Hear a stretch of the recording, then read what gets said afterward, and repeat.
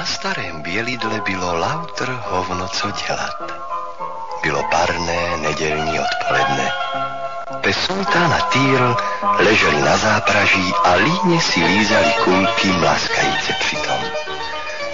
Kohout jebal slepici, až s ní lítalo pěří. Skoč proto, Pírko, barunko, ví, že dobrá hospodyně pro Pírko i přes plot skočí, řekla babička a kopla barunku do prdele nohou starou, bosou, vetchou, až barunce chudince vyletěla nudle z nosu jako námořnické lano. Já se na to, Pírko, vyseru, pravila barunka a poškrábala se na prdeli. To se nesluší, povída Vilímek a praštil babičku cihlou do hlavy. Babička vyskočila jako zajíc střelený brokovnicí. Pan Prošek seděl v pokoji. Velkým horkem se mu pařily koule. Otevřel tedy okno, aby mu alespoň trochu vál vánek do prdele. V tom úsplavu začala ječet Viktorka. Co ta kurva dnes tolik ječí?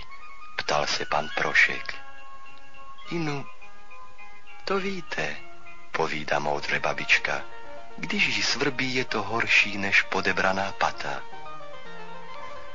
Pan Prošek zahučel cosi o prdeli a zlostí přirazil okno, protože se mu na špičku ocasu posadila moucha.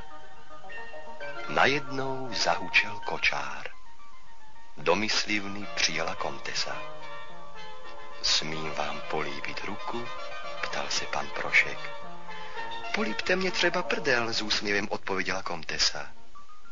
Nechtěla byste trochu medu? Starala se babička. Na to se vám vyseru, ale chcela bych jak koroptev, odpověděla komtesa a přívětivě se usmála. Po svačině se na Bělidle rozhodli, že půjdou do zámku navštívit paní kněžnou. Půjdeme do zámku, těšili se děti. Do prdele půjdete a ne do zámku. Ještě byste se tam přežrali a posrali jako posledně, povídá babička. Ale děti ještě chvíli babičku přemlouvali, aby je vzala sebou a za chvíli si to všichni srali k zámku. Babička šla, co krok, to prd. Přišlo na mě kyselo, povzdechla si. Ještě bych se tam posrala. Vilímek si myslil, jaká by to byla sranda, kdyby paní kněžná šlápla do hovna. Přisrali si to na zámek, právě když komorník šoustal komornou. Člověk si nemůže ani pořádně zamrdat pro tu pakáž, řekl komorník a otevřel jim. Na zámku si všechno pořádně prohlédli a Vilímek obdivoval sošku Amorka. Polož to, povídá babička. Víš, že máš olšové ruce?